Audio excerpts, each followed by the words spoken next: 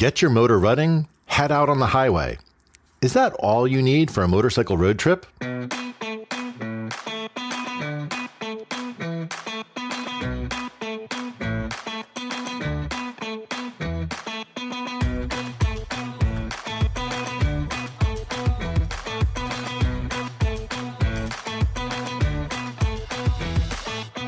Welcome to the Throttle and Roast podcast. I'm your host, Niels Meersschaert. It's the end of 2024, so I thought it might be helpful to think about how to prepare for road trips on your motorcycle. A new year often brings a sense of wanting to try something new, and a motorcycle road trip is a great one to try. Even if you've traveled by motorcycle before, this episode will offer some tips to make the most out of your travels. Now, this episode is meant to give you an overview of travel and the essentials to make the most of those trips. Now, there are many variations to motorcycle road trips, and covering every detail in a single episode would make for a very long episode. So I'm going to try to cover the basics and the real essentials of what you need to make a motorcycle road trip. Just like there are many variations in the types of motorcycles, there are variations in preferences and comfort levels of motorcyclists. And if we think of this, it's really a spectrum. There's going to be some riders who like to have everything planned in advance. They want to know which roads they're going to be riding on. They want to know where they're going to stop for food, where they're going to stop for fuel, where they're going to be staying each night. Some people may fill half of their baggage with tools and spare parts to nearly rebuild the bike on the side of the road, and some will have so much with them for camping, they've got multiple chairs, TVs, big camp stove outfits, and many other contingencies to make camping as comfortable as possible. Now, while this preparation can ensure you never have anything to worry about, it can also make packing everything a real challenge. So on the other side, there'll be riders who head out for coffee and then find themselves 5 states away. And they'll find a place to get food or fuel as they ride, and the same goes for where they'll stay each night. Some may even be comfortable just sleeping on the bare ground next to their bike. Some of these riders will also go to that extreme of no preparation. So they'll assume that the bike will just work. And with many modern bikes, they're probably right. They'll leave everything for camping at home, including bug spray. And if a problem does arise, they may need to mooch off of friends or wait for roadside help. But most riders will probably fall somewhere in the middle. And I'm going to cover some examples across that whole range of different priorities. You'll find some tips that I'm sure will resonate with you. So let's get into planning. And I'm going to really sort of start with, there's sort of 2 fundamentals that you'll do. One, which is probably the most common, is starting at home. And that's the one I'm going to probably spend the most amount of detail in this episode. The second one is fly and ride, but it's probably not something for the first-time traveler. I really want to focus on the aspect of motorcycle trips where people are starting from their own home and riding their own bike, because I think that's going to cover the vast majority of people. All right, so let's talk about those people who like to plan everything up front. One of the first things that you may want to think about when you're getting ready to plan this ride is how many miles you're going to travel each day. A lot of people become overly ambitious of how many miles that they're going to ride in a given day, probably because they're used to driving in a car for longer road trips, and they think they can do the same miles on their motorcycle. The reality is that riding in a motorcycle is less comfortable than driving in a car. You're more exposed to the elements because of the focus that you need to do. It does require more attention. So you may not be able to do as many miles per day on a motorcycle as you can on a car. Now, that doesn't mean that there are not some high mileage riders. In fact, there's an entire organization focused on riders who put in really long miles every single day. And it's called the Iron Butt Association. And membership is granted to those riders who can document that they've been able to complete 1,000 miles within 24 hours. Now, this is a real feat of endurance, because if you think of that, that means that you need to average nearly 42 miles per hour for 24 hours. It's unlikely that you're hitting back roads, as only the high speeds of a highway will allow you to have an average speed that high, as well as accommodating food, fuel, sleeping. So personally, for me, I find riding on the highway is a last resort. It's not the kind of rides I like to do. Yes, it's convenient for getting you from point A to point B, but I like curves. I like a road that you can actually enjoy, and maybe you pull off to the side because you see this beautiful view. You're not going to see that on a highway. And I find the monotonous drone of just a constant speed just has me bored to tears and almost falling asleep. So it's not for me personally, but I do want to acknowledge that there are some riders who are really gung-ho on doing in the long miles per day. And if that's for you, that's amazing. And in that case, if you're going to be doing long highway miles, you're probably going to be planning your route with something like Google Maps. Because you're on highways all of the time, you can pull off at any exit for food or fuel. You really don't have to sort of do a lot of the planning for that in advance, but some, certainly iron butt riders, will do that because they've got to have everything planned out to be able to accomplish those 24 hours and 1,000 miles.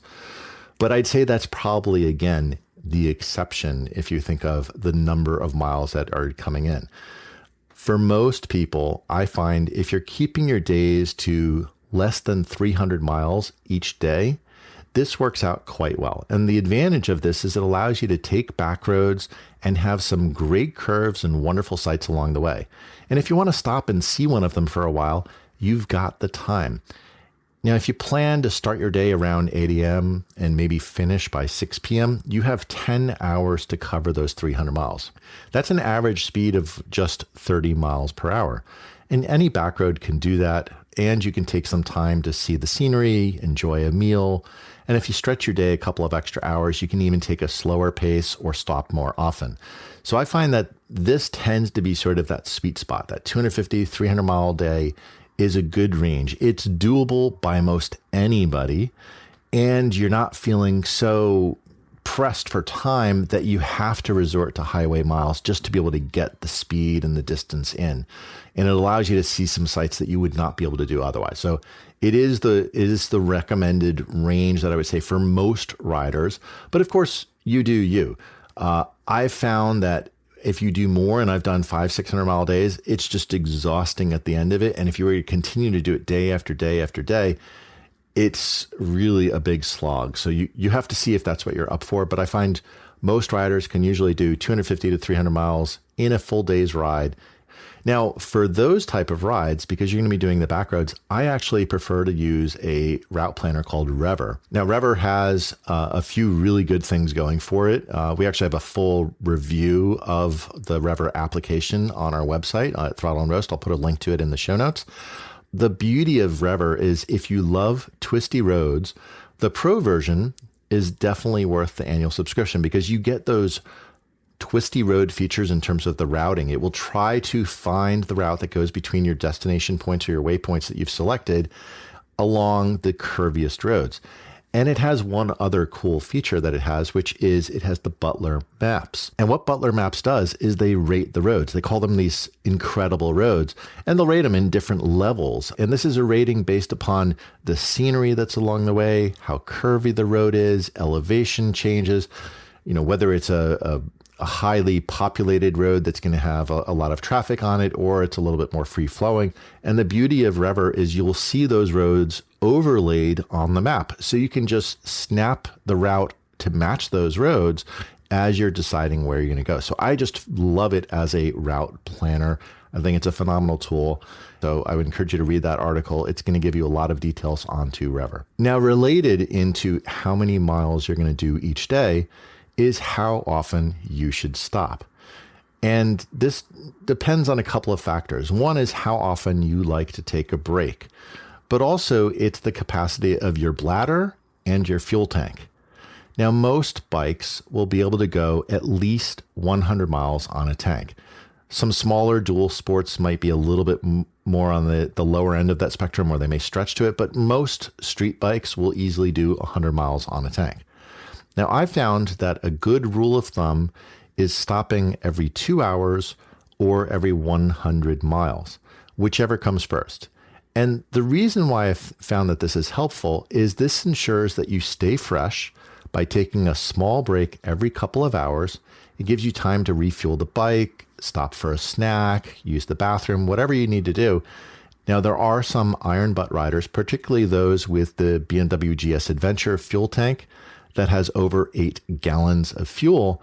They may want to stop less frequently. Maybe they're only stopping when they need to refill, which could be 300-400 miles at a go. And that's fine too. But I think for the vast majority of the riders who are not trying to hit a endurance record, stopping about every 2 hours or 100 miles is a really good rule of thumb. So you're planning this route that you're going to do, and you've got your distance that you want to travel each day. You have some plan of you're going to be stopping for food or fuel about every 2 hours or every 100 miles. The other thing you're going to do is think about where you're going to book and plan your accommodations each night. Being that most people are probably comfortable with hotels and motels, they're a very popular option, and there's plenty of resources out there for finding them. And of course, there's tools like Google Maps that allow you to find hotels near where you want to stop for the day, whether it's a particular city or a particular view, destination site. And those can work very well. The other one that some people will do is they may want to stay in an established campground. So KOA is actually a really good resource for established campgrounds. And unlike wild camping or some state park and federal park camping, these often have some amenities like showers and full bathrooms. Some even have a camp store for food or supplies. So it can still give you many of the amenities that you may be comfortable with within a hotel or motel, but still keeping your expenses low by camping out. This is really for that rider who is meticulous about planning every last detail. The downside of that is, while it can feel comforting to have that level of detail and planning, is that the best laid plans often go awry.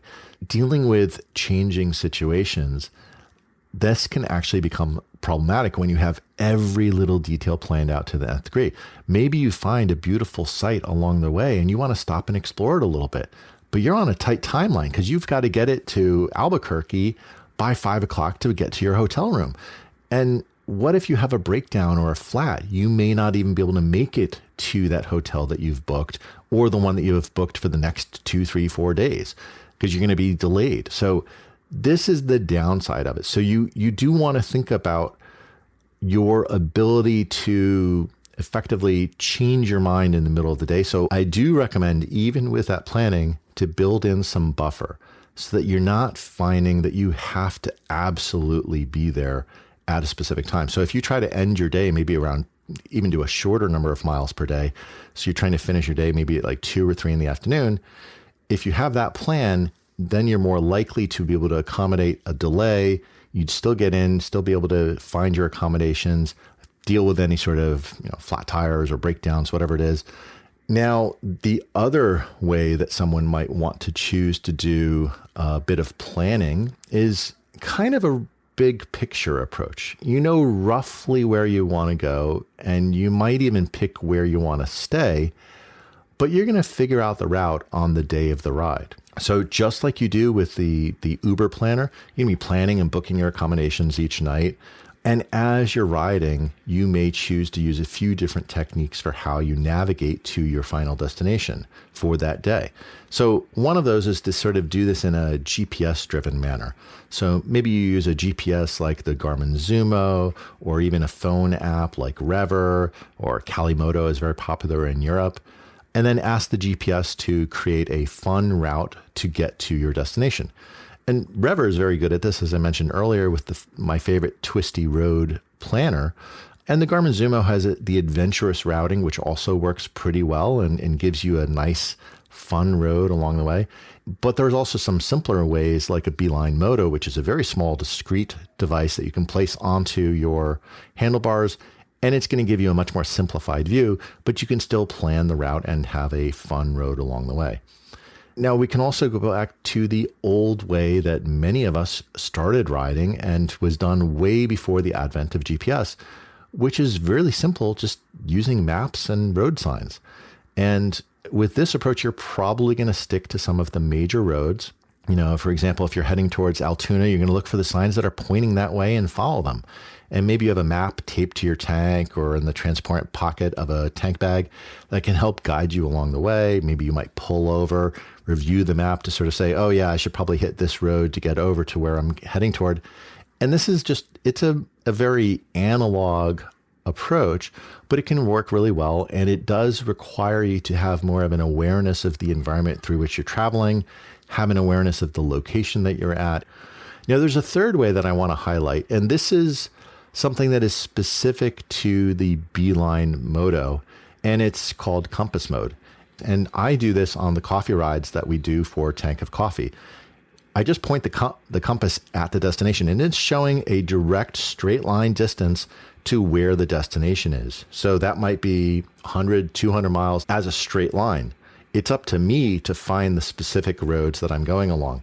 What I love about that approach is you know where you're going, you know how far away it is, you just don't know the specific path you're going to take to get there. So it is a lot more of an exploring. You might see a road, you're like, that road looks good, let me take that one. So it can be a lot of fun, and you can still have a sense of how far you are from your destination. We actually have a whole article on how you can discover some great roads with the Beeline Moto. So I'll put that into the show notes as well for you to review and see if this is the right way for you. Now, the third sort of major archetype that I want to talk about for how you might plan your trip is really that sort of go west young man type of an approach. And this is for riders who you may have a final destination or even a rough idea, but with no specific path in mind. And I'm often reminded of the film Forrest Gump. In one section of that film, the lead character, played by Tom Hanks, just decided to go for a run. And he had no particular destination in mind. And as he said in the film, when I got tired, I slept. When I got hungry, I ate. And when I had to go, I went. And this is a beautiful way to travel because your days can be as long or as short as you want. So if you're feeling particularly open to a long day, go for it. If you were really tired from the day before, maybe you don't travel as far, and you can explore at your own pace of how you feel that particular day. Just be prepared, though, for long diversions, because with nothing planned for accommodations, you're at the mercy of whether there is something available along the way you've chosen. And maybe you start to feel you want to stop when you're riding at 8 o'clock. So you pull in the next town and you look for that hotel or motel, and the rain is getting more intense. So you're anxious to get off of the road, and a sign up ahead indicates that there's a hotel. So you pull in, you head up to the front desk, and then the staff tells you that they're fully booked for a convention, just like all the other hotels in this town. You may have to do some longer diversions with this approach. You may want to end your day a little bit earlier, just in case. So we've got our ride all planned out, but what should we bring along? Now, many of us have gone on road trips in cars. We're used to being able to throw everything we may want into the back of the car, and the trunk, and the cargo space if you're in an SUV, whatever it is. But the biggest consideration of a motorcycle is that there's far more limited space and payload capacity than you have in a car. And bulky items take up a lot of space. And so often the materials that you choose can have a big impact on the pack size. So there's a few things that I think are good to always have with you when you're making a road trip. And I'm going to start with riding gear. I know that there are riders who don't believe in wearing a lot of motorcycle gear, many who don't actually even like to wear helmets. I do believe that a good quality helmet is a wonderful tool, both from a safety perspective, but the other thing, and this is where it becomes more important for longer trips, is a good quality helmet can help reduce fatigue. The helmet is protecting you from the elements. You don't have bugs smacking into your face. You don't have the wind hitting against you and fighting all of these elements that are surrounding you as you're riding. So you are less fatigued when you have a good quality helmet. And those elements, hey, it starts raining, you're going to be protected from that by having a nice full face helmet. I like for long road trips is actually a modular or a flip lid. they offer a few big benefits that really help the rider who is going on these tours, who's going on these longer rides. One is they often have better weather sealing around the neck, and this helps to make them quieter than a full face or an open face helmet would be. Again, helps to reduce that fatigue aspect. This keeps it quieter and helps maintain temperatures, so you don't have all this variation of it suddenly gets too hot, suddenly gets too cold. The other advantage is they're very easy to flip up and grab a drink, have a conversation at a stop without fully having to take off your helmet. So it makes it really, really easy to deal with. And many of the helmets actually support riding in the up position. So this can be really helpful when you're at slow speeds. Maybe you're coming into a town, you can lift up the helmet. You now are going to get a lot more airflow, even when you're riding slow. So it kind of becomes a 3/4 helmet. The other advantage with a lot of the flip lids is they will have a built-in sun visor in most cases. So the sun visor comes down from the helmet, even if the chin bar is in the upper position. So you still have some eye protection that's coming in. Now, the other thing that I would say is you want to have a good riding jacket and pants that can be adjusted to the weather. Many of those riders who don't like using helmets may also be the same riders who love that classic black leather motorcycle jacket with regular jeans. And that does have an aesthetic to it that is outstanding. And I don't deny that. It looks cool, but it doesn't adapt to changing conditions that you could encounter on a trip.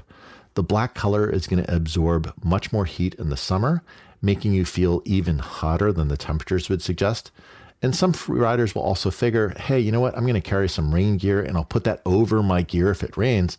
And while that can work, it takes up space in your pack and it's at the expense of you taking something else along. And oftentimes those rain suits don't breathe very well. So you're left with this sort of clammy feeling while you're riding in the rain from your sweat and all the moisture. So I really do suggest that if you're going to go on these longer trips, there are better options. And one of the ones that is pretty common, you'll see this on a lot of BMW riders, is a textile jacket. These will oftentimes have built-in Gore-Tex coating or a liner, and this gives you more flexibility to the changing conditions. These often have vents that you can open and close with zippers to adjust to changing temperature, and textile pants offer the same type of functionality. Now, many long-distance riders and commuters turn to an Aerostitch Roadcrafter one-piece suit. And like a textile suit, because these are made out of textiles, they offer the same Gore-Tex weather protection. So your rain suit and your suit is one and the same. You don't have to switch into it. They have the added benefit that you can wear normal street clothes underneath and zip into and out of the suit in pretty much less than a minute. They also can custom size these for you in a variety of colors, so you can really make them your own. And they last forever. Mine is over 15 years old at this point. The one downside I will say with the Roadcrafter is the venting is more limited than some other jackets that you can get. So they can get a little hotter in the summer, but this does provide a convenience because you actually can wear some street clothes underneath it, which means you need one less pair of clothes that you packed. So they can be very space efficient. The other one that you want to look at is your boots. And I know I may sound like a broken record when it comes to Gore-Tex or any other brand's equivalent. It doesn't have to be a Gore-Tex specific brand. But what you really want is you want a material which will allow water to be prevented from coming in and allow moisture that is on your body to escape, to have the vapor escape out of there so you don't get that clammy feeling. And that's really what Gore-Tex is about. You want that in your boots as well because you want to be able to handle any conditions you may face. If you're on a longer trip, you may run into rain, and having your feet soaking wet because you don't have waterproof boots is going to make for a very, very uncomfortable trip. So get yourself a good pair of Gore-Tex boots. You'll be much happier. While you can get Gore-Tex gloves as well, and I do think that they are a good options, with gloves being as small as they are, I'm actually pretty okay with packing a second set of gloves. So I may have a pair of mesh gloves to support the hottest weather that I may encounter on the trip, and also a pair of Gore-Tex gloves that I can throw on in case it gets a little cooler or in case the weather starts to turn. So I like having a couple of pairs of gloves when it comes to trips because I want to have that flexibility, and they're so small, it's very easy to pack into most any sort of a pack. Now, the other one that I would say that you want to think about is your base layers. And this is the most hidden, but probably the biggest impact to your overall comfort on a long trip. Base layers can help wick moisture from your body and to keep a more consistent temperature. And some base layer shorts, actually like those from Motoskivvies, even have a camo like those used in bicycle shorts to add some additional padding in the saddle. And they oftentimes have different shapes so that you can accommodate ADV riding or cruiser or sport bike postures to even further accentuate that comfort. Now with base layers, I recommend bringing at least 2 pairs of base layers so you can swap over to a clean set. Now, you might also want a set to support different temperature ranges that you may expect to encounter on a trip. So maybe you have a base layer that's oriented more towards very hot weather and maybe one that's more towards temperate or cooler weather, so you can adjust based upon the conditions that you're going to encounter on your trip. But I would always encourage bringing at least 2. Now, the next thing I want to talk about is for supporting you on the bike. Your motorcycle is your mode of transportation. So you want to ensure that that bike is going to continue to be able to operate for the entirety of your trip. So even if you don't normally perform your own work on your bike, having a good set of portable tools can help get you back on the road, especially if you have an issue far away from population. You want to ensure that your tool set can accommodate the fasteners that are on your bike, whether they're Torx, hex, and the sizes available on your bike. And even something as simple as tightening up a loose mirror can make having some tools with you worth it. The other thing that's really important is practice with these tools in your garage before your trip. Look over the various spots on your bike so you know where the tools are going to be used. You're comfortable with doing any sort of tweaks. I would say is if you are in the over-preparing side of the house, bringing more tools will allow you to address more issues on the side of the road. But if you don't know how to use them or how to address the issues on the bike, they just become added weight and storage space. So focus on the tools that you know how to use and the repairs that you are comfortable doing on the side of the road, as opposed to everything that you might do in your garage. Fixing a bike on the side of the road is a very different experience. You might be in wind, you might be in rain, and you're trying to fix this thing on the side of the road. You may not be able to do quite as much on the side of the road as you would do at home. So just be cognizant of that. Now, there are some tool sets that are targeting motorcyclists on the road, like those from Cruise Tools, and these often come in packages aimed at your type of bike. They provide tools that work with metric or SAE, even Torx fasteners, and most will be a smaller size, allowing them to take up less space. But because of that, they aren't really meant for frequent use like your home tools.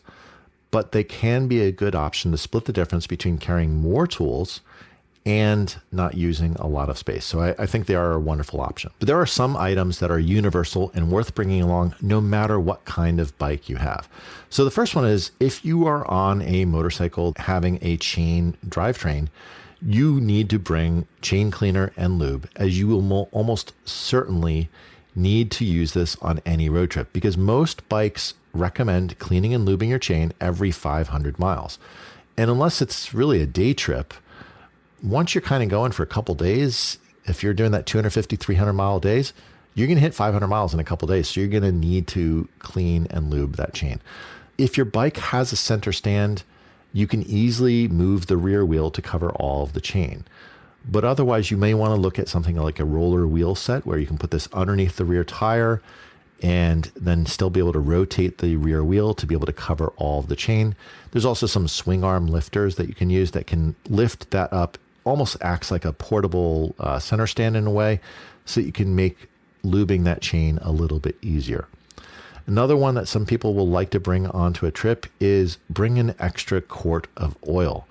Across many miles, your bike might burn off some oil. So being able to add some on the road rather than relying on having to find a shop that has the right oil for your particular motorcycle can help set your mind at ease. There's one other aspect for motorcycles that I think, again, is a universal that I would encourage everyone to have at all times. And this is depending upon the type of tires you have on your motorcycle. If it's a dual sport, some ADV bikes, and it's usually going to have spoked wheels, you may have a tubed tire. So bringing along a spare tube is going to be very helpful for those. But if you're on a large full dress Harley, let's say, with tubed tires, the likelihood of you being able to get that wheel off to change a tube on the side of the road is probably not as highly likely. So you have to be pragmatic on this. But if you have a motorcycle that has tubeless tires, and the vast majority of motorcycles will have tubeless tires, getting a plug kit and an inflator is really, really easy. Small punctures can be patched on the side of the road to get you going again. Many of these plug kits do include like CO2 cartridges, which you can use to try to refill the tire after you've patched the hole.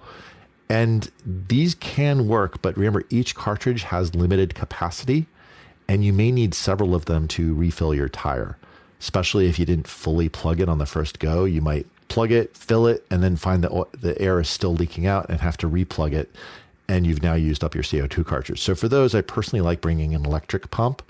There's some that you can plug directly into the bike, whether it's going through, let's say, like a DIN plug that you may have on like some of the European brands. The BMWs, the KTMs will oftentimes have a DIN accessory plug. Or if you have one that can plug directly into maybe you have a battery tender pigtail on your bike going directly into the battery. Some of them will actually allow you to plug directly into that SAE plug and then power the electric pumps. If you're riding with a group of some other riders, one of the best things you can do is actually bring a Bluetooth headset. And this allows you to actually intercom with some of your fellow riders as you're riding along. We actually have a great article on the website that goes into a lot of detail on various motorcycle headsets and some of the pros and cons of each one. And this would be another avenue that you could explore and see if this is the right choice for you.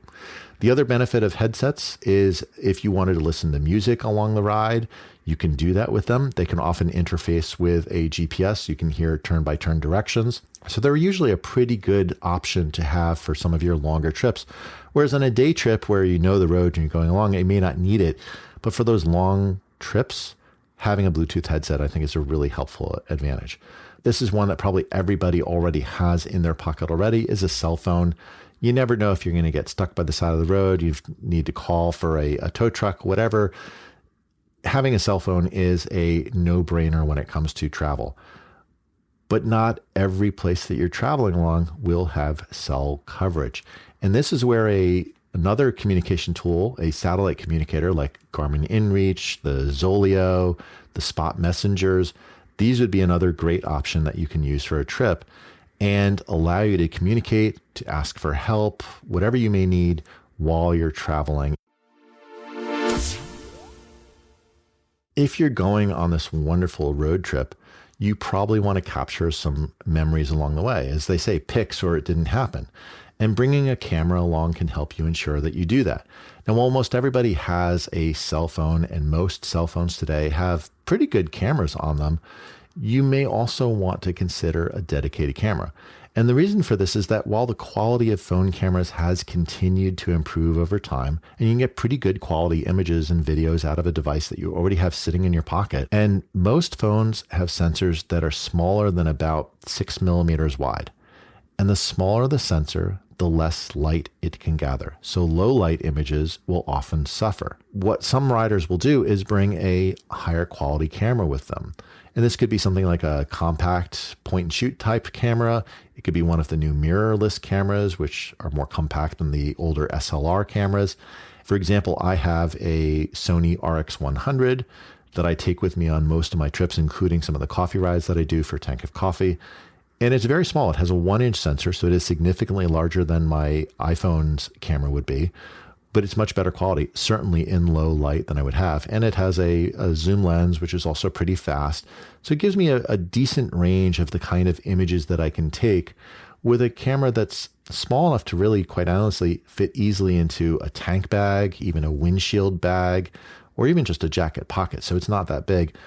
But a larger camera, like an APS-C or even a full frame camera, would make this even better, but it is significantly larger. So there's that trade-off in size and weight, and we are at a premium for size and weight on a motorcycle. Another one that's become quite popular for motorcycles is carrying an action camera. And this can allow you to capture some really great video along your trip. Now, GoPro, of course, made this style very popular. But there's other brands that have become available that can fit that same typical form factor. There's ones from DJI, Insta360, And these newer cameras often have higher resolution. They may have additional sensors, including GPS, that can allow you to overlay maps in editing. And some even have sensors like your phone that can keep the horizon level in the camera. So you won't have that rotating around or jiggling as you're going. It really feels like a much more stabilized view. And this is something that's pretty powerful that you can get with a lot of these action cameras. And there's plenty of mounting options on your bike to allow for different angles. Several moto vloggers use these with one facing them from the cockpit, maybe mounted on the handlebar facing towards them, and another one they mounted on a chin bar so that they can see out. And it's very common to be able to use those two cameras and then switch angles in editing so they can get a more visually interesting option. The newer kind of camera that a lot of people are bringing for motorcycle trips is a 360 camera. And Insta360 is one of the biggest brands in the space. GoPro also has a 360 model though, so you can use whichever ecosystem you're more comfortable with. And unlike a traditional action camera, a 360 camera typically has two sensors and two lenses that are set 180 degrees from one another. And the camera can stitch these two views together to give a full 360 degree view. Now with that, you can actually pick a field of view as small or as wide as you like, so you can actually make it look just like an action camera point of view would be. And this can be done in your editing software afterwards. But the beauty of it is because it's captured all 360 degrees, you'll never miss the shot with these cameras because you can always reposition the camera to capture the field of view that aligns for the thing that is of interest to you as you're going along. Now, these often have very similar overall resolution to some of the action cameras. These may be, 4K, 5K, even 8K is pretty common nowadays. But that is in full 360 view. Once you crop into a smaller field of view, the overall megapixels will be smaller than a typical action camera. So the quality won't be quite as good when you've framed in, but the trade-off is you're much more likely to have gotten the shot with a 360 camera. Now, some people pair them with an action cam so that you're fully covered. You might have maybe a chin mount action camera that's going to get you a nice high quality front facing view. And maybe you have a 360 camera also mounted so it can get some shots of you, viewing back, some side shots. You can pick and choose the other options that you want. So they're a wonderful add-on as another type of way of capturing your ride. And they're pretty easy to be able to mount. You can actually get some that have an extended pole so you can shift them out a good distance from the motorcycle and be able to get some really interesting perspectives, almost like you were being followed by a drone. So it's pretty cool what you can do with these 360 cameras. Of course, no matter what kind of camera you're choosing to bring with you, all these extra cameras are going to need spare batteries as well as extra memory cards. Now, another thing that I would say for any sort of a road trip almost becomes more critical than a day trip is oftentimes we think, oh, well, I can just stop along the way. I can grab a snack. I can grab some water. And that's true. But maybe you get hungry or thirsty and the nearest place to eat is pretty far away or even it's closed. And maybe you have a breakdown where you might not be able to reach your planned stop for many hours. So having a little bit of water and snacks with you doesn't take up a lot of room, but it can make a huge difference in keeping you comfortable. So that covers the type of gear that I think makes sense for you to bring with you on the bike. We talked a little bit in the planning of you want to think about where you're going to be staying each night. Now, for a lot of people, the normal de facto decision of where they're going to stay is probably going to be staying in a hotel or a motel. We're used to having a warm, comfortable bed at home, a full shower and bathroom, and we may want to have that when we're on the bike to be able to get the road grime off each day. The thing is, motels and hotels can tend to be more expensive. Between room charges and taxes, you'll often spend at least $100 per day unless you find a particularly frugal motel. The other thing is that when you get to the hotel, you probably don't want to be walking around in your riding gear, so you want to have a change of street clothes to wear. And especially when you get to the end of a day, this can feel really very comforting to change out of the same gear that you've been riding in the whole day. But because of limited space on a bike, you may want to consider bringing some synthetic clothes as they can often roll up into a smaller size than natural fibers like cottonwood. So if you think of, oh, well, a pair of jeans, I'll just throw a couple pairs of jeans in. Well, jeans take up a lot more space than some of those synthetic, let's say, camping pants, which will be able to pack down to a much, much smaller size. You can fit more stuff in with those type of clothes than you would have with cotton. Same thing goes for shirts. So if you have a bunch of t-shirts that are made out of cotton, they will take up more pack size than a equivalent t-shirt made out of synthetic fibers. Because you've chosen to go hoteling, you may have a little bit more space budget to spare with your street clothes. So it might be okay to do those cotton clothes if that's what you feel more comfortable in. But if you're already using one of those Aerostitch Roadcrafter suits, you already have street clothes on underneath the suit. So you really only need one or two other sets. And this is the big thing. I think a lot of people think of, well, I'm going to be on this trip for 5 days, so I need 5 pairs of clothes. The reality is that most hotels will have laundry options, so you can clean the prior day's clothes. And if you're on a 10-day trip, packing 10 days worth of street clothes would take a huge amount of space, and you're on a motorcycle. There's not that much pack space. So instead, consider bringing maybe 2 to 3 sets that you can switch each day and wash the others. Now, the other advantage of those synthetic clothes that I mentioned is that they often dry much quicker than cotton. So if you're washing in your sink, let's say they don't have laundry facilities, you can actually wash your clothes in your sink, hang them in the shower, and they'll be dry by the next morning when you get up. So it's much more practical with synthetics that you can pack fewer clothes and still be able to have things that are clean each day. The thing I love with motorcycles is you're already out in nature on the bike. And when you're camping, you're out in nature again. So to me, camping on a motorcycle is a perfect pairing. You can sit around the campfire, you can make dinner, you can talk with your friends. If it's been a group trip, you have this camaraderie of remarking and talking about the ride, of the sights that you saw along the way. But you do need to bring more gear with you to support camping than you do in hotels.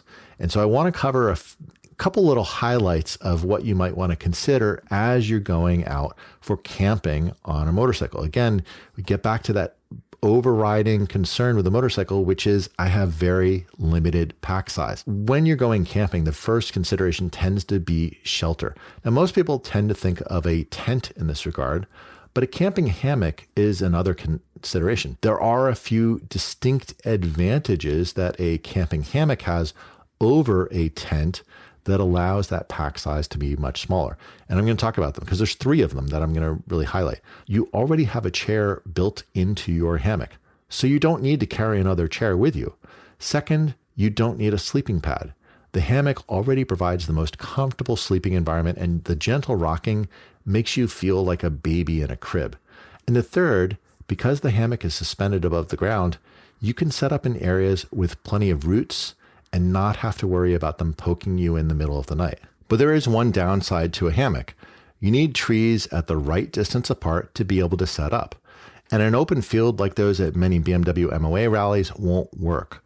While there are some add-ons that you can give some supports to set up anywhere for a hammock, these do add more bulk to your pack and more setup time, which may reduce the advantages of a hammock over a tent. And this brings us to the traditional backpacking tent. And now most people, when they think of those self-standing tents common in backpacking circles, these are the ones that most motorcycles will choose to use. Now I have one made by Big Agnes. It's called the Copper Spur. It doesn't take up a lot of space. It sets up pretty fast because it's this self-standing tent. I can actually assemble the tent and I can pick it up and move it if I need to adjust for roots or whatever that are on the ground. But there's even now some bike packing versions with shorter pole sections. Now, these were originally designed for bicycles, but many motorcyclists are now taking advantage of using these versions since the poles can often fit inside of their pannier bags. The beauty of this is it's probably the best option for most people. And if you also ride bicycles or hike, this same tent can be used for camping with those other activities. These tents tend to be quite lightweight. And while weight is less of a concern on a motorcycle, when you're bicycle riding or hiking, having lightweight becomes critical. So if you want a single tent to do it all, a traditional backpacking tent specifically one of these bike packing tents, is probably the best option. But I do want to cover a oddball option. And it's actually the newest tent that I've personally bought. And the one I specifically have is by Wingman of the Road, and it's called the Toucan, which is their 2-person tent. We actually have a full review of this tent on our website, so I'll link that in the show notes. But here's the super short concept for what this tent does. It's a canvas tent as opposed to the nylon material that's common in backpacking tents. This does make it heavier and more bulky than those tents. Now, while this doesn't sound like a good thing thus far, it has a few tricks up its sleeve that aren't evident on first glance. The first is the tent has the mattress and the sleeping bag already installed inside of it. From being strapped to the bike to you lying down in the tent in your sleeping bag is less than 5 minutes. It's easily the fastest setup of any tent that I own. And while that copper spur tent from Big Agnes I mentioned earlier is also a very fast setup, you still need to set up your sleeping bag. In the Wingman of the Road, it's already all together. And this is the reason for that extra bulk, since it's everything you need, including the sleep gear. Now, what about that material choice of canvas? Well, this is a naturally waterproof material as the fibers expand to fill in any holes. But this also means that the tent can breathe. So you don't get that condensation that you get inside of a plastic tent like a typical backpacking tent. So it is less of a clammy feeling. The other thing is that canvas is light tight. And what I mean by that is most of the plastic tents, it's sunrise immediately because the sun is passing through the material of the tent exterior and you feel the light of the day as soon as it comes up. In the Wingman of the Road tent, you can sleep in as much as you like because if you've closed all of the window sections that open up mesh, it's pitch black in there. You won't even know that it's daylight. It's amazing. So you can sleep in as long as you want. The second thing that this does is the temperature maintained more consistently than in a plastic tent. In a plastic tent, if you're camping in the middle of summer, the tent's sitting in the middle of a field, let's say, and exposed to the sun, by the middle of the afternoon, it is baking inside of that tent and absolutely horrible to be inside of. And that the lack of light penetration in a canvas tent keeps that tent cooler when you're coming in after that day. So it's really amazing when you get into this tent, you're like, wow, it feels the same temperatures outside. It's not 20, 30 degrees warmer like it would be in a typical plastic backpacking tent. And this works the same way as for cold weather because it actually insulates when it's colder at night. And if you've ever been in a regular backpacking tent, that thin shell, all the cold comes right in through that. So it's not providing any insulation at all. So the canvas does insulate a lot better. It's a much more standard or consistent temperature that you're going to find. So while it's bulky, these features do add to your convenience and comfort. So I actually really do like it. And I think it balances well for many road riders. I love putting it onto my BMW R18. I think any sort of the older style bikes, it looks really at home. It just looks like an old bedroll. Now, I mentioned I have the Toucan, which is their 2-person tent. I'm 6'3", so I'm a bit on the taller side. So it's a little bit longer than their single solo tent. So for me, it's the one that I chose. It gives me a little bit more headroom. But if you're a shorter rider, the single person tent may be a good option for you. It does pack a little bit smaller. We do have a full review on this on the website, so I will put the link in the show notes. Okay, so we focused on your shelters. The next thing you need to think about for when you're camping is your sleeping gear.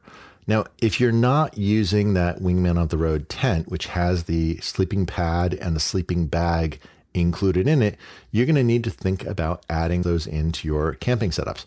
So if you're doing, let's say, like the backpacking tent, you're going to need a sleeping pad. And you need this for 2 reasons. Number one is you want to provide some comfort from the hard ground. The second is to insulate you from the ground and avoid a cold spot. If you were to just sleep on your sleeping bag directly against the hard ground, what's actually happening is you are compressing the insulating material, and now it's not going to provide as much warmth. So you get these cold spots. So the sleeping pad is not only just providing a mattress type of a feel, but it is also providing insulation to keep your temperature more consistent around the entire 360 of that sleeping bag. Now, the other one that you need, of course, is your sleeping bag. And this is what keeps you warm at night. These are oftentimes rated in degrees for the coldest temperature that they are designed for. But most bags, that's the survival temperature, not a comfort temperature. So it's often a good idea to get a bag that's rated 10 degrees Fahrenheit colder than you'd expect to face. Now, synthetic fill is cheaper than down, but nothing beats down for both pack size as well as warmth. It may be, with the limited space on a motorcycle, worth investing the additional expense for getting a down sleeping bag because you will save some space relative to synthetic fill. Okay, we've covered your shelter. We've covered your sleeping options. The next thing you need is what you're going to cook. How are you going to eat when you're at your campsite? And cook gear can add a lot to your pack size. So you need to decide how much you want to cook and what kind of meals you'll have. Now, the smallest and simplest setup is just a stove to heat water. And if you just want to have coffee in the morning, you can get away with a small stove and pot with limited controls for simmering. This also works great for dehydrated meals. Now, I always have coffee with me, so I'm always got at least a stove like this. We had an episode earlier where we talked about how you can make coffee while you're camping on a motorcycle. So I'd encourage you to re-listen to that episode to understand why this can be so wonderful for camping on there. But there are more advanced stoves that have more pot or cooking options, as well as some fine-grained control for simmering. Now, for food options, you have a few different ways that you can do this. Now, you could carry food with you, or you can purchase it locally. So what a lot of people will do is they might set up their tent, get everything unpacked, run into the local town and pick up some food to bring back and cook. And that's certainly a very good option. You can bring things like other seasonings. You can use some of the fresh ingredients that you could buy. But a third option is you could bring a dehydrated meal. The advantage of this is you really just need to boil water so you can have a simpler stove. You don't need to carry around a whole bunch of other pots and pans and seasoning for it. The downside is the meal is a little bit more limited. It's effectively a pre-built meal, and it's not going to necessarily be the tastiest thing under the sun, but there are some ones that are pretty decent. I used this when I did a backcountry discovery route because I wasn't sure how close to any sort of civilization I was going to be camping each night, and having the food with me just made it a lot easier to be able to deal with. The other one that you want to think of is around your campsite. Just like when you're in a hotel, you probably want to change out of your riding gear. There are motorcyclists who will just sit around the campfire in their riding gear, and that's certainly an option. It does allow you to minimize that pack size. But I personally really love getting out of my riding gear into some more comfortable clothes that I could use. And just like I said with the hotel camping, I really encourage you to look at synthetic camp clothes because they pack up very small, they dry very quickly. You may also want to have some different socks than the ones that you're using in your riding boots, so switching into those can be helpful. It may be chilly at night, so maybe you want a small down jacket that packs very small, but it can be perfect to keep you warm around the campsite. And this is often more comfortable than a motorcycle jacket, but you have to balance that available space versus the comfort on your pack size that you want to deal with. And finally, one other thing you might want to consider adding into your pack for around the campsite is a camp chair. You want to have some comfort while you're sitting around the campfire, while you're relaxing. And while you could sit on a log, you could maybe sit on a rock that's there. I find bringing a camp chair is a worthwhile luxury because I don't know what the conditions around the campsite will be. Now, I happen to be a big fan of the Helinox chairs. They actually make something called the Chair One. It's a very compact, lightweight chair. It's very quick to set up, and it does not take a huge amount of space in your panniers. Whenever you're going on any trip, is always have some water and some snacks with you. But when you're camping especially, you probably want to have more because this is your place that you're staying. You don't have a sink that you're going to be able to get water out of. You really want to have some water that you've brought with you. And what I like to do is I bring a giant loop cactus. And this is a canteen that's available in sizes ranging from 1 gallon to 5 gallons.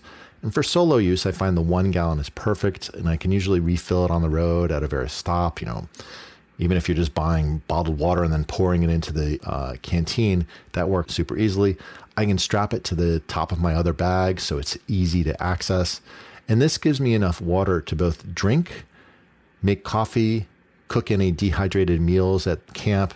And because it's a soft pouch, as it empties, it becomes more compact. So I really like this as an option for camping to make sure that you have enough water with you. We've covered a lot. We discussed some of the range of planning. So you can go from a go with the flow that can exist with just a few tools for route planning and navigation to massively planning in advance. We covered some gear that you may want to bring along to make your trip more comfortable, but also to help you document it with like cameras. We also talked about running tools like spares, fluids, all these things that can keep you running while you're on the road. And we also talked about hotel versus camping and what gear you might want to consider for each of those. As I'd shared, I'm personally a big fan of moto camping, both for the experience, but also for the savings per night versus hotels. Now, there is an upfront expense for camping, but I think you will save in the long run. And as I said, to me, it just creates this wonderful, wonderful combination with the ride. So I hope that this has given you some good ideas for how you may think about your next road trip, how you may want to consider putting that together and what you might want to think about. But I'd love to hear from you is there an aspect of motorcycle road trips that you think that I missed or that I should cover in more detail? Text the show through the link in the show notes or leave us a voicemail at throttleandroast.com/voicemail. Thanks for listening, and we'll talk to you next week. Hey, if you enjoyed this episode, please tell a friend about the show. You can often share an episode directly from your podcast app, or you can direct them to throttleandroast.com. Word of mouth is the best way for us to grow and find new listeners, so I really appreciate your help.